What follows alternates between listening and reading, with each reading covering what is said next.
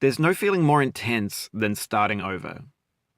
If you deleted your homework the day before it was due, as I have, or if you left your wallet at home and you have to go back after spending an hour in the commute. If you won some money at the casino and then put all your winnings on red but it came up black. If you got your best shirt dry cleaned before a wedding and then immediately dropped food on it. If you won an argument with a friend and then later discovered that they just returned to their original view. Starting over is harder than starting up. If you're not ready for that, like if you've already had a bad day, then what you're about to go through might be too much. Feel free to go away and come back. I'll be here. Alright, thanks for coming with me on this trip. I'll understand if you have to take a break at any point. Just find a safe place to stop and quit the game. And don't worry, I'll save your progress, always, even your mistakes. This game is a homage to a free game that came out in 2002, titled Sexy Hiking. The author of that game was Jazuo, a mysterious Czech designer who was known at the time as the father of B games. And B games are rough assemblages of found objects.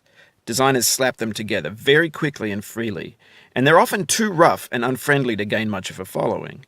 They're built more for the joy of building them than as polished products. In a certain way, Sexy Hiking is the perfect embodiment of a B game. It's built almost entirely out of found and recycled parts, and it's one of the most unusual and unfriendly games of its time. In it, your task is simply to drag yourself up a mountain with a hammer. And that act of climbing, in the digital world or in real life, has certain essential properties that give the game its flavor. No amount of forward progress is guaranteed. Some cliffs are too sheer or too slippery. And the player is constantly, unremittingly in danger of falling and losing everything. Anyway, when you start Sexy Hiking, you're standing next to this dead tree that blocks the way to the entire rest of the game. It might take you an hour to get over that tree, and a lot of people never got past it. You prod and you poke at it, exploring the limits of your reach and your strength, trying to find a way up and over. And there's a sense of truth in that lack of compromise. Most obstacles in video game worlds are fake. You can be completely confident in your ability to get through them once you have the correct method or the correct equipment or just by spending enough time. In that sense, every pixelated obstacle in Sexy Hiking is real. The obstacles in Sexy Hiking are unyielding, and that makes the game uniquely frustrating. But I'm not sure Jazuo intended to make a frustrating game. The frustration is just essential to the act of climbing, and it's authentic to the process of building a game about climbing. A funny thing happened to me as I was building this mountain. I'd have an idea for a new obstacle, and I'd build it, test it, and it would usually turn out to be unreasonably hard. But I couldn't bring myself to make it easier. It already felt like my inability to get past the new obstacle was my fault, as a player rather than as a builder. Imaginary mountains build themselves from our efforts to climb them, and it's our repeated attempts to reach the summit that turns those mountains into something real. When you're building a video game world, you're building with ideas, and that can be like working with quickset cement. You mold your ideas into a certain shape that can be played with, and in the process of playing with them, they begin to harden and set until they're immutable, like rock. And at that point, you can't change the world. Not without breaking it into pieces and starting fresh with new ideas. For years now, people have been predicting that games would soon be made out of prefabricated objects, bought in a store and assembled into a world. And for the most part, that hasn't happened, because the objects in the stores are trash. I don't mean they look bad or that they're badly made, although a lot of them are. I mean they're trash in the way that food becomes trash as soon as you put it in the sink. Things are made to be consumed and used in a certain context, and once the moment is gone, they transform into garbage. In the context of technology, those moments pass by in seconds.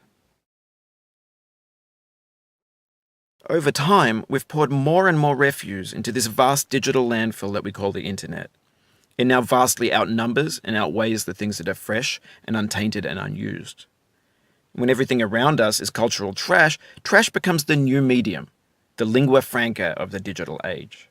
And you can build culture out of trash. But only trash culture. B games, B movies, B music, B philosophy. Maybe this is what digital culture is. A monstrous mountain of trash, the ash heap of creativity's fountain. A landfill with everything we ever thought of in it. Grand, infinite, and unsorted. There's 3D models of breakfast, Gen X's fanfic novels, scan magazines, green screen Shia LaBeouf, banned snuff scenes on LiveLeak. Facebook's got lifelike bots with unbranded adverts and candid shots of Kanye and Taylor Swift mashups, car crash epic failed GIFs, Russian dashcam vids, discussions of McRibs, discarded, forgotten, unrecycled, muddled, rotten, untitled. Everything's fresh for about 6 seconds, until some newer thing beckons, and we hit refresh. And there's years of persevering, disappearing into the pile, out of style, out of sight. In this context, it's tempting to make friendly content that's gentle, that lets you churn through it but not earn it. Why make something demanding if it just gets piled up in the landfill, filed in with the bland things? When games were new, they wanted a lot from you. Daunting you, taunting you, resetting and delaying you. Players played stoically. Now everyone's turned off by that.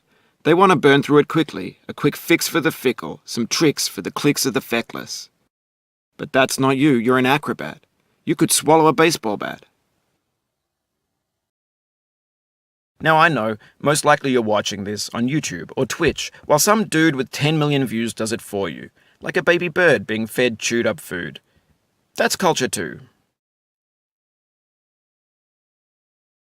But on the off chance that you're playing this, what I'm saying is, trash is disposable, but maybe it doesn't have to be approachable.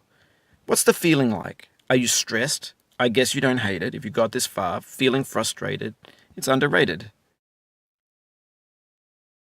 An orange is sweet, juicy fruit locked inside a bitter peel. That's not how I feel about a challenge. I only want the bitterness. It's coffee. It's grapefruit. It's licorice. It feels like we're closer now. Composer and climber, designer and user. You could have refused, but you didn't. There was something in you that was hidden, that chose to continue. It means a lot to me that you've come this far, endured this much.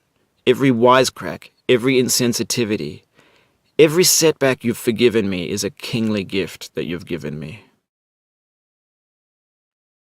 We have the same taste, you and I. It's not ambition, it's ambition's opposite. An obdurate mission to taste defeat. You'll feel bad if you win, so I put this snake in for you.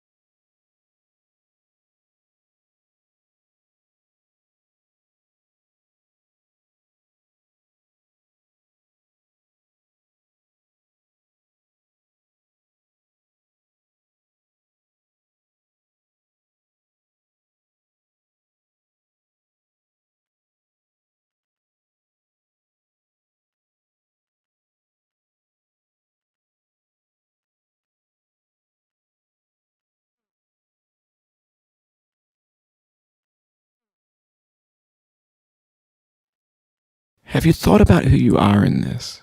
Are you the man in the pot, Diogenes? Are you his hand? Are you the top of his hammer? I think not. Where your hand moves, the hammer may not follow, nor the man, nor the man's hand. In this you're his will, his intent, the embodied resolve in his uphill ascent. Now, you've conquered the ice cliff, the platforms, the church, and the rectory, the living room and the factory, the playground, the construction site, the granite rocks, and the lakeside. You've learned to hike. There's no way left to go but up, and in a moment I'll shut up. But let me say, I'm glad you came.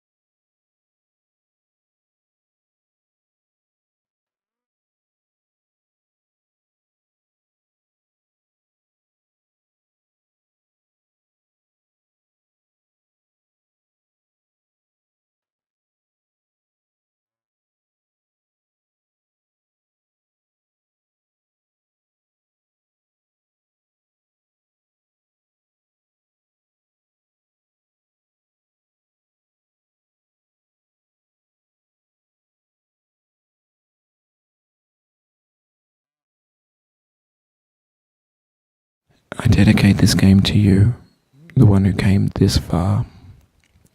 I give it to you with all my love.